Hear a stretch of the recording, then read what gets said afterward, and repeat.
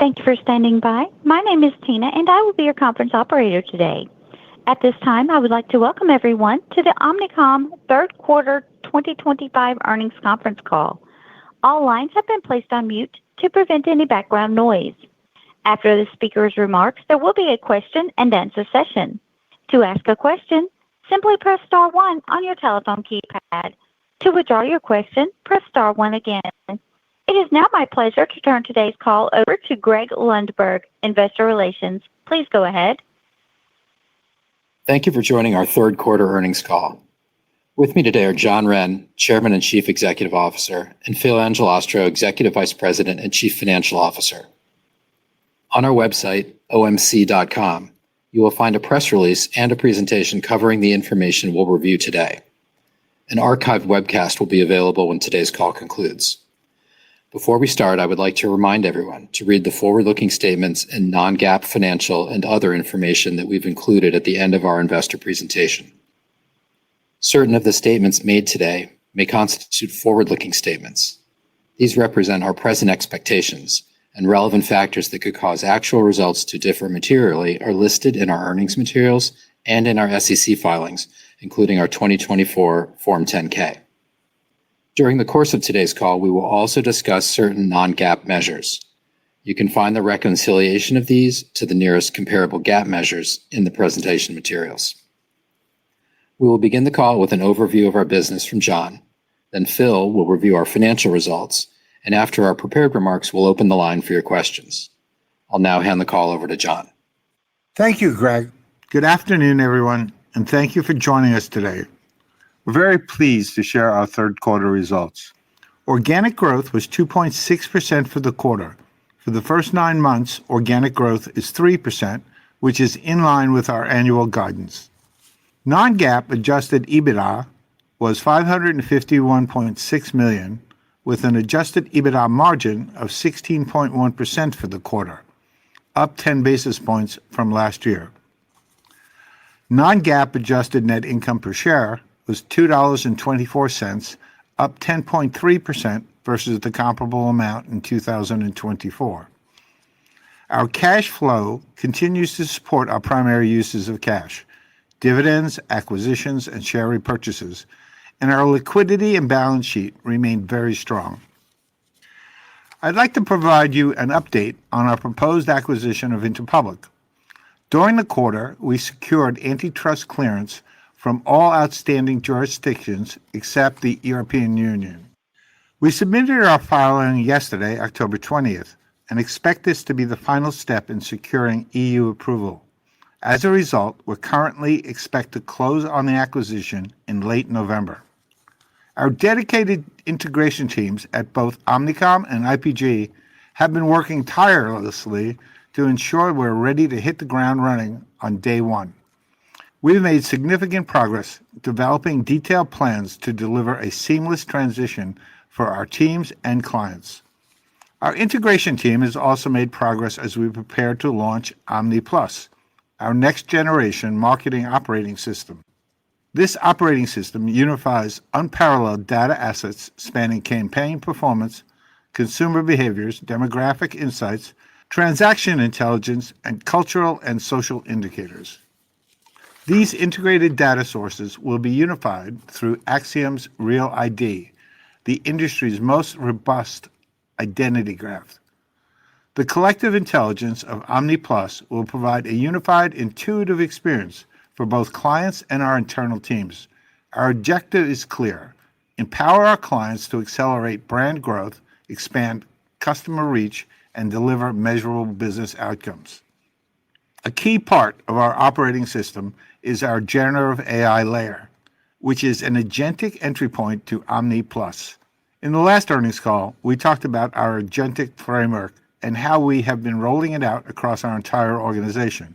It is now the fastest growing platform in our company's history, and our teams continue to create intelligent agents and orchestrate them to deliver faster and better outcomes for our clients. We look forward to sharing more details at its official launch at CES 2026. The result of our integration planning is we remain highly confident in exceeding the synergies we expected when we first announced the acquisition. We maintain an extremely disciplined approach to minimizing disruption to our day-to-day operations, ensuring our client teams remain focused and continue to deliver outstanding results. The commitment is reflected in the new business we've won, including American Express, Porsche, Intersnack, White Castle, OpenAI, just to name a few. Similarly, Interpublic saw significant wins with Amgen, Bayer, Anthropic, and Paramount. The level of support we're seeing from both new and existing clients reflects the tremendous value they expect to gain from the proposed combination.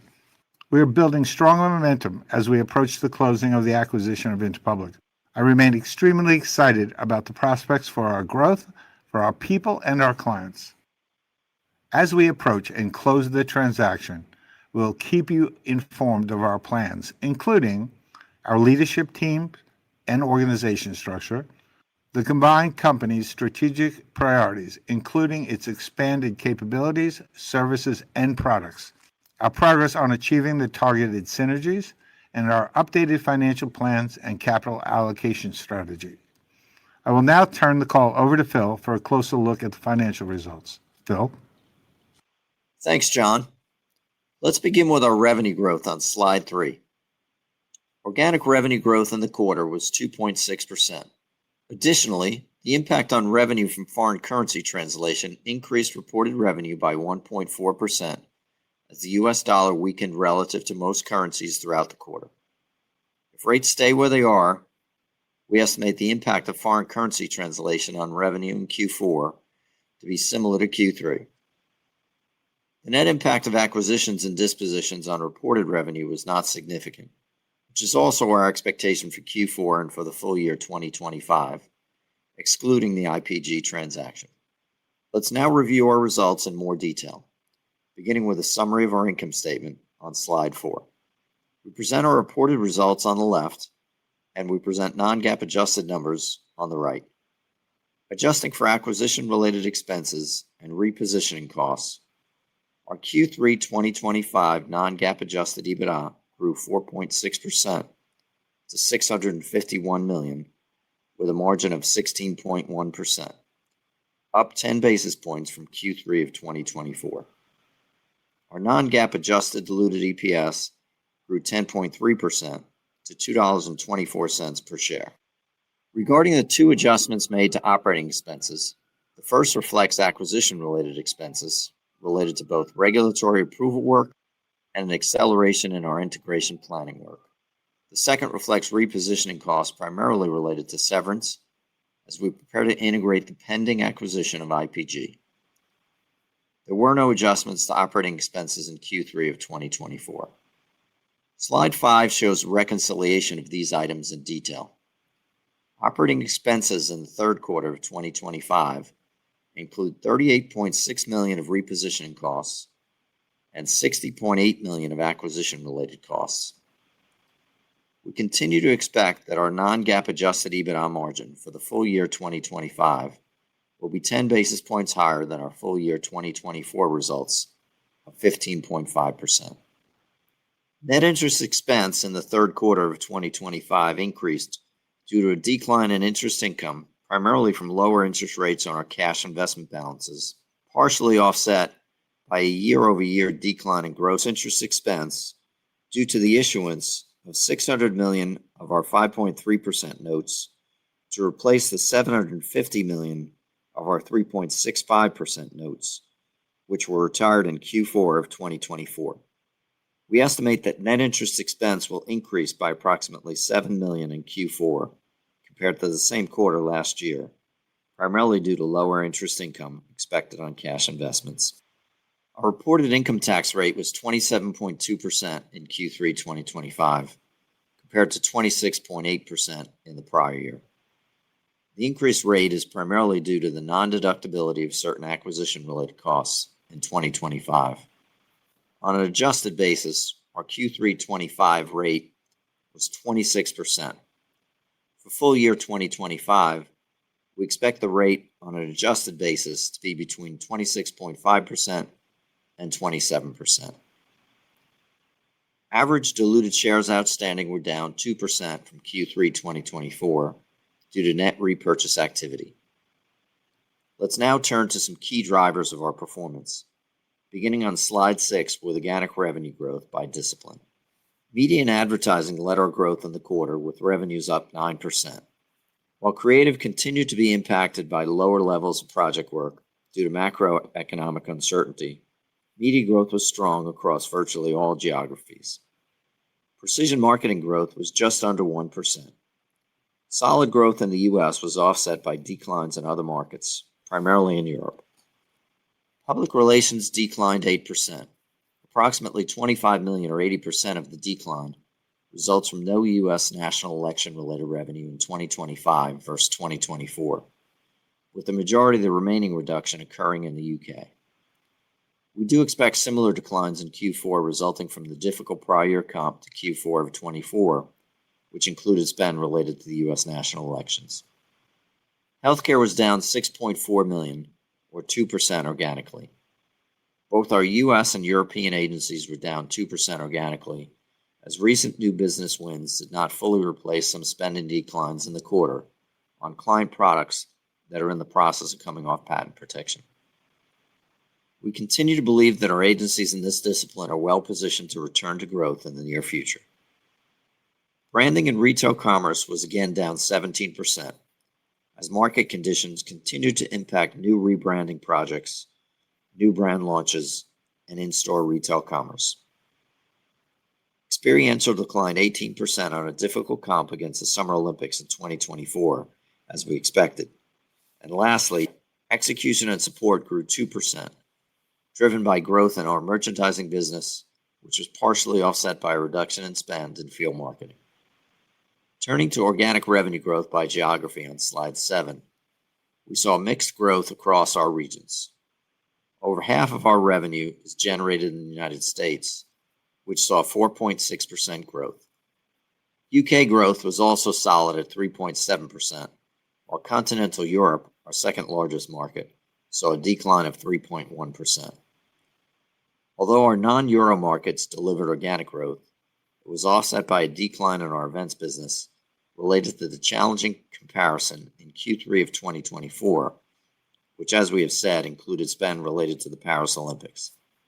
Slide 8 is our revenue weighted by industry sector. Relative to 2024, year-to-date 2025 was fairly stable.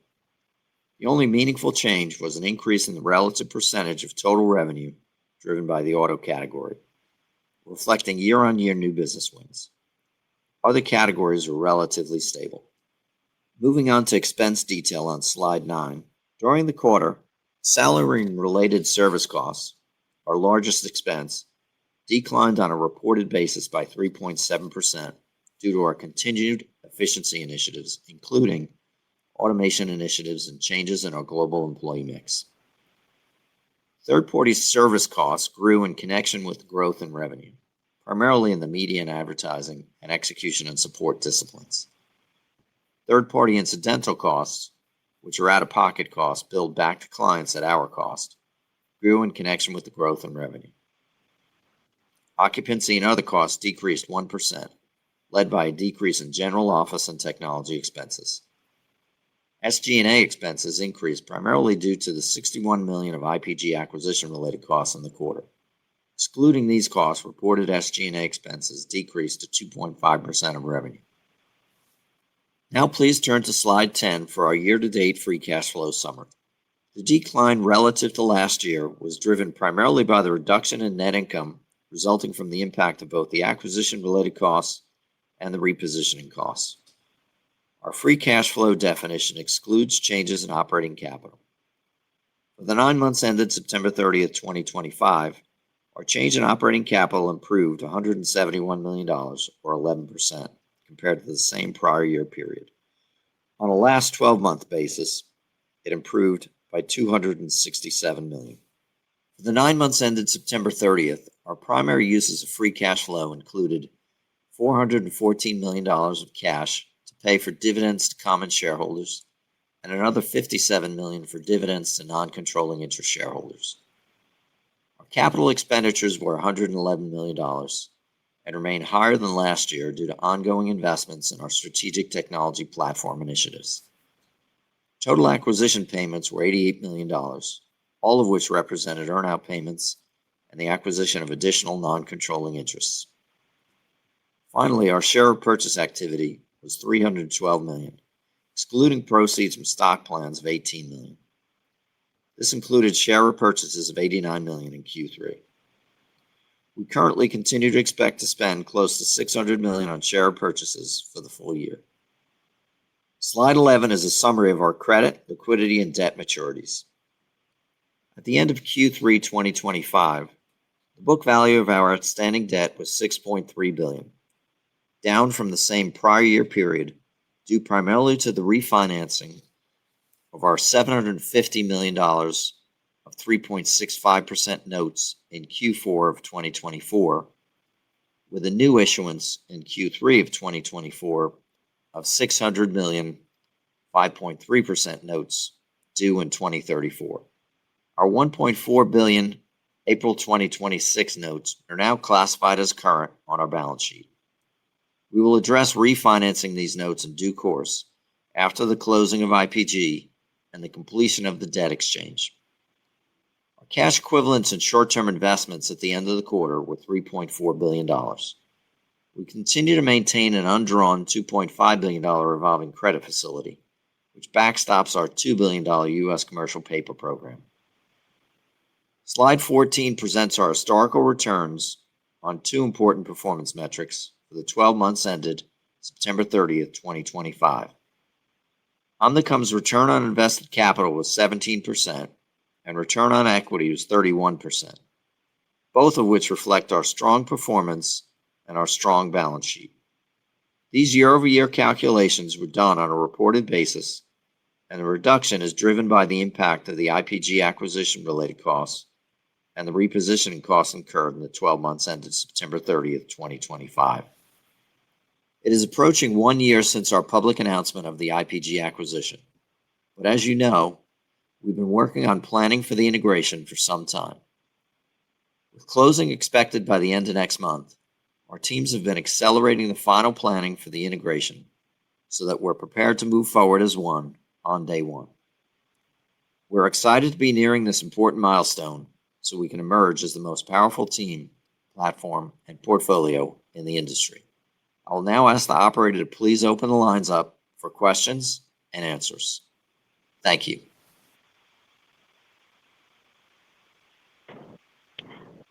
Thank you. Also joining the call today is Paulo Uvenco with Omnicom's. He's Omnicom's Chief Technology Officer. At this time, I would like to remind everyone, in order to ask a question, press star followed by the number 1 on your telephone keypad. Our first question comes from the line of Adam Berlin with UBS. Please go ahead.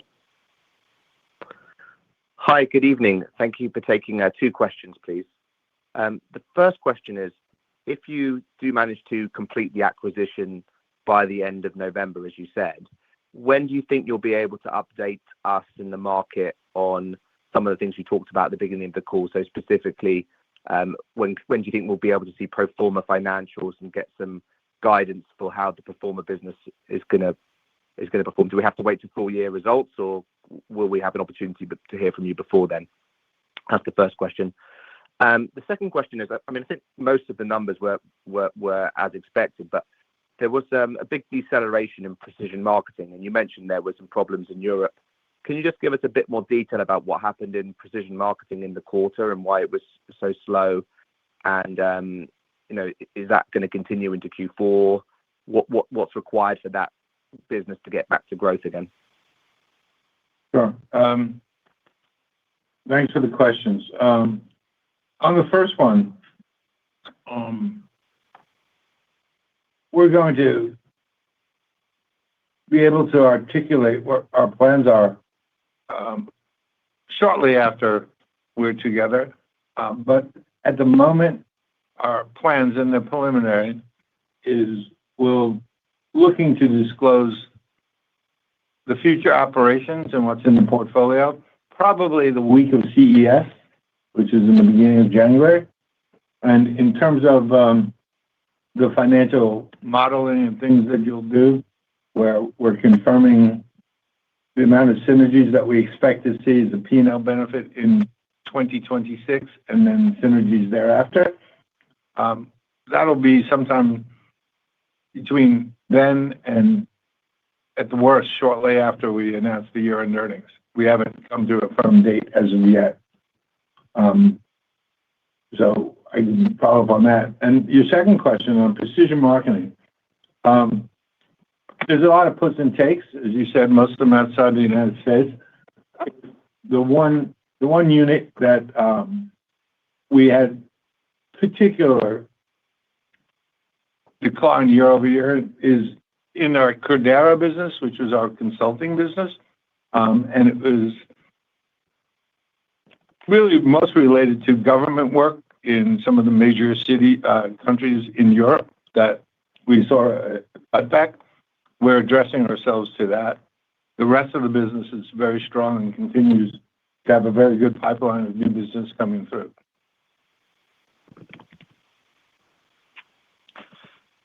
Okay, thank you very much.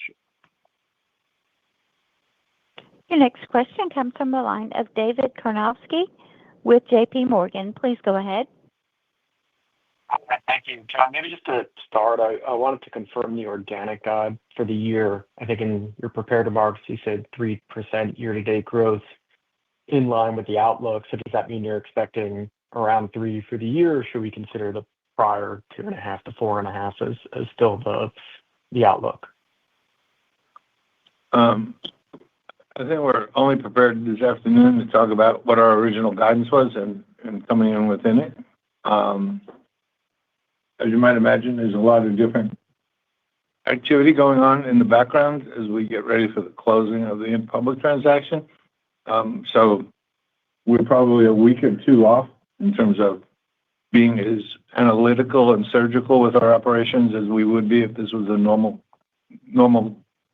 calendar. But we're comfortable with our guidance and both EBIT and revenue. The other thing to keep in mind, David, we're in a position we always are in October as we look out into the fourth quarter, knowing that there's a meaningful amount of project work available in a typical year, and where we finish Q4 certainly is going to have a lot to do with how much of that our agencies are able to capture as we go through the next 2.5, 3 months of activity, trying to capture any and every project our agencies can execute on. So not that much visibility on that project work, which tends to potentially get in the range of $200 to $250 million of potential availability if we got it all. But how we close out the year is always that always plays a big part in it. Right. The other point, which I didn't bring up in my prepared remarks, because I don't want to seem like I'm making up reasons. If I compare our portfolio as it exists until we close the deal and look to last year, which was an Olympic and a presidential election, and if I took out and compared like for like without the impact of the presidential election or the Olympics, organic growth in the quarter would be 4%, or approximately 4%. So the fundamentals of the business are still very strong. That's the only reason I'm even articulating this, not as a reason for why it was 2.6, but just to show the underlying growth of the company. And amazingly, despite all the predictions which started after we announced this proposed transaction, we haven't really lost any significant people, and we certainly haven't lost any business, and we continue to win business. We'll be able to be even stronger when we're able to function together. So far, we've had to pitch everything kind of independently as if we're still two independent companies. But hopefully that will change on the completion of the deal. John, maybe just to that point, I know you can't pitch together, but I have to assume the combination is a consideration in kind of the recent RFPs. So, is there interest from clients? What's been sort of the kind kind of response to what is obviously the combined offering coming? Sure. I mean, clients not client, excuse me. Clients are very positive. The ones that we're engaged with, not just the ones that we're involved with a potential pitch for business. Probably the only time we got to communicate was at the direction of a client which is Bear, which wanted to see us pitch separately, and then at the very end asked us a few questions or demanded we answer a few questions about what it would look like post the deal. So it's all been encouraging and very positive. And just from spending 8 months now getting to know the talent and the tools and everything that's there and how it complements what we have, I'm very excited about the possibility of growth. Thank you. Okay. Our next question comes from the line of Stephen Cahill with Wells Fargo. Please go ahead. Thank you. Good evening. So media and advertising continued pretty strong growth in the quarter, I think up over 9% organic. So could you maybe talk about first how creative is performing within that? I think earlier it had been a bit of a drag, and so just curious if it started to improve in the third quarter. And then as we get into a world where it feels like everything's going to be more enabled with AI or generative AI, can you talk a little bit about what that means for the media and the creative side of the businesses? And then just on synergies, IPG has done a nice job of bringing down costs. I think you've also hinted at upside to synergies. So how are you thinking about the incremental synergies from here versus what you've talked about previously as we get so close to the merger? Thank you. All right, so you have at least 3 questions in there. I'll try to answer 2 and throw the other one to Paulo. In terms of the creative business versus the media business, the creative business I would categorize as being stable, and the growth is really coming out of the media side of the business without getting more analytic than that. In terms of AI and generative AI, more importantly, I'll throw it over to Paulo because quite a bit of real stuff is happening. Go ahead. Sure, Stephen. So with respect to generative AI, it's really affected every facet of our business, and because we've integrated it into every part of our workflow. So just to give you some specific examples, in one of our most recent wins for a large automotive company, our teams used integrated agents, the agent framework that we talked about in not only this call, but in the previous earnings call, throughout the entire pitch process, which includes, consumer research, creative concepting, production, and customer journey planning, ultimately enabling our teams to move not just with speed, but to develop really a differentiated creative solution. And we have many examples like this within our sports marketing units. We're using agents that are grounded on proprietary data around experiential brand impacts of sporting events, concerts, and festivals, which is allowing them to really contextualize every concept that they explore for the work that they do for clients. Our commerce group is using it very effectively, the agents and generative AI, really to these days to review historical price impact on key conversion metrics to anticipate future pricing elasticity. So there are many different ways that we're incorporating AI and generative AI across the process. Another good one is actually around our health group, where they continue to kind of rewrite the way drug launches are being done and the processes within that, using an AI-first lens, using that generative AI and agents really at the start of the product development process. So the entire ecosystem, frankly, is changing around the use of AI and generative AI. We're seeing a lot of third parties starting to adopt a more agent-based approach to ad tech and martech. And we've been working very closely with a lot of those vendors, the likes of Adobe, the whole AdCP protocol that is being spearheaded by several media organizations. We are set up effectively to adopt those frameworks and to really drive the future of what advertising and marketing looks like. And just on synergies? Oh, synergies. I'm not prepared to disclose them, but I will tell you that we have clearly identified synergies in excess of what I promised at the time we announced the deal. More to come. Thank you. I'm sorry. Okay, your next question comes from the line of Cameron McVeigh with Morgan Stanley. Please go ahead. Hi, thank you. I actually just wanted to ask about the Walmart OpenAI partnership, your view on it, the potential implications, especially in relation to Flywheel's business around sponsored listings on Amazon, and maybe implications on the retail media advertising industry more broadly. Thanks. Yeah, sure. I'm happy to take that. You can do it. Yeah. I can certainly give you from a technical lens. I think it helps us. Obviously, our role is to help our clients drive sales, and many of those the consumers are sitting on other platforms like OpenAI. We're helping to facilitate that and working very closely with the likes of OpenAI and Walmart to understand how do we actually drive the connective tissue in order to get to the ultimate outcome that they're looking for. So ultimately, we see it as a good thing.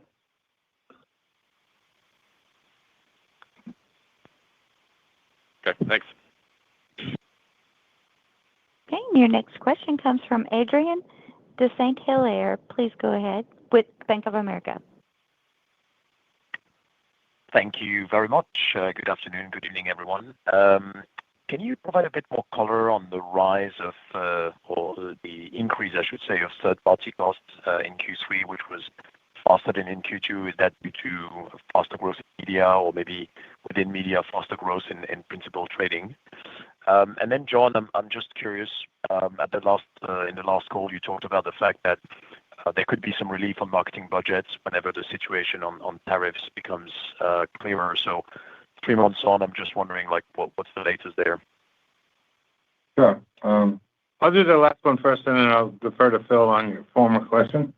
In terms of marketing budgets, tariffs have certainly been part of the conversation throughout most of the year. I would say it's more to do with supply chain than tariffs in terms of how companies are approaching what they have to sell in the marketplace. And most have been rather ingenious in terms of working through and with the tariffs that are in place.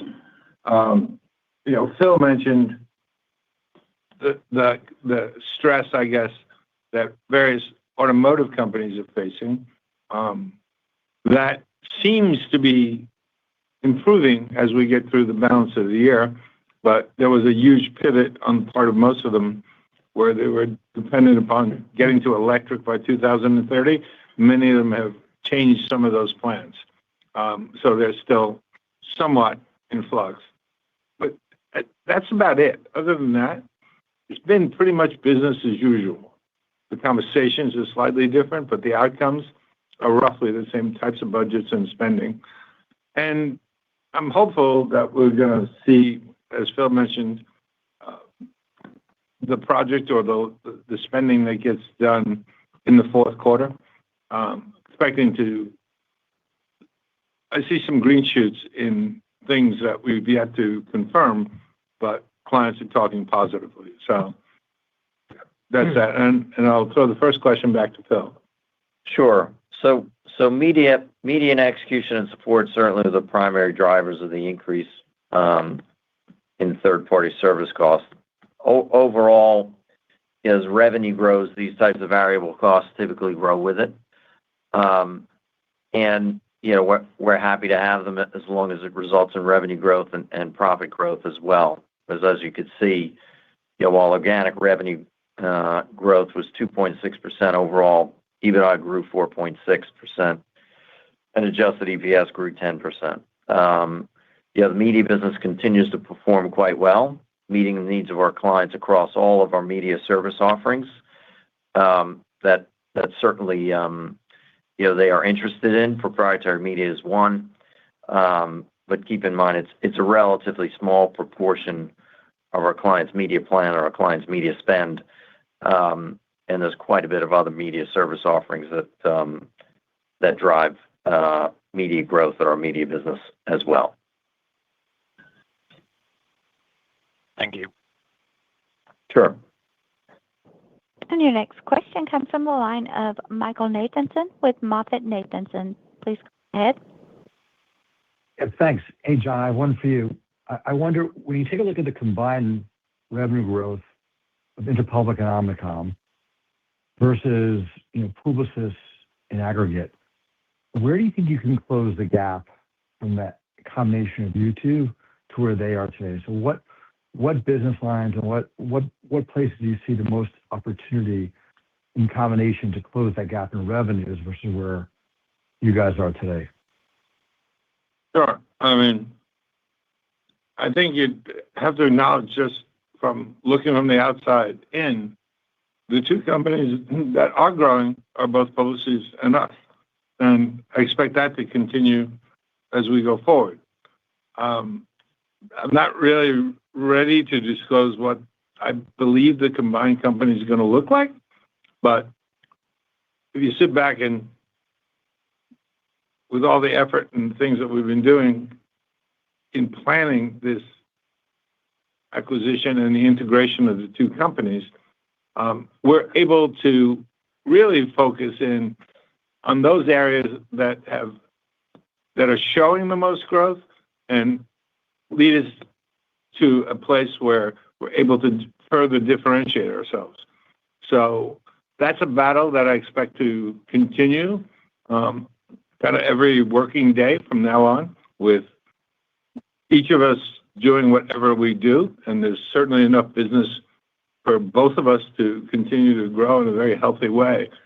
And so I'm not concerned about closing the gap. I mean, as I alluded to earlier, trying to answer another question, if you looked at our portfolio, look at our base and their base from the third quarter of last year, if that's what you're focused on, that was 90 days.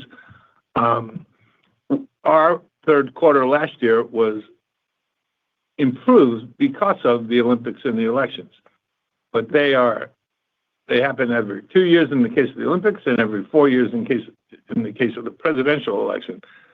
We go through, do the analysis simply to make sure that the rest of our business is growing at a pace similar to what you would say is Publicis, right? We're in that range. We would have been 4% versus what they claim to be 5%.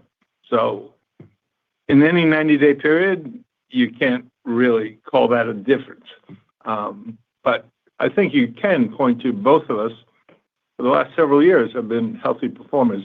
And I expect us to be able to even accelerate over what we've been able to do in the past because of the improvement in just the composition of the portfolio. Okay. Thanks, John.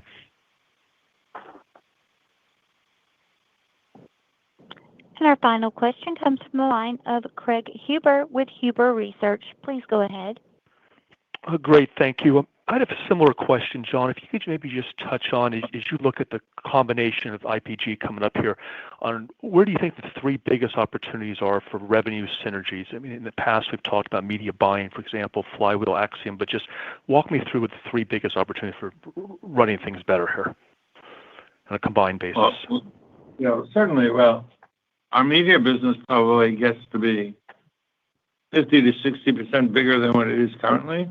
And within that range of activity, there's a great deal of opportunity. And we have some really very talented people when you put the talent from both groups together who are developing offerings and products which, on behalf of clients, do it better, cheaper, and faster. We're also using technology to aid in that effort. That's number one. Our healthcare portfolio, even though it's had a little bit of a bumpy road in the last 9 months between, first of all, the loss of Pfizer, which impacted us, which was, on us, and then some of the confusion that came out of the change in the administration here in terms of its slight impact or its impact on aspects of PR. But going forward, we see unbelievably strong assets, which when you look at the industry, we punch way above our weight in terms of the people and the offerings and the areas in which we are going to be the leaders in the area of healthcare. And then I'm very encouraged about precision marketing too. We hit a bump in the road with our consulting aspect of it, which we think we see daylight on, and we have action plans to act on. So those three areas would be where I see the most growth coming initially, and as well as the depth of the portfolio in other areas as well, and the agility that will bring us in order to respond and change with client needs in general advertising and some other areas. But the three I would focus on would be media, health, and precision. And my second question, if I could, can you just talk a little bit further about the tone of business from your various clients in the U.S. and Europe? Has those conversations changed much that versus say 3 months ago, or in general, your clients feeling better about the environment out there, or worse, or about the same?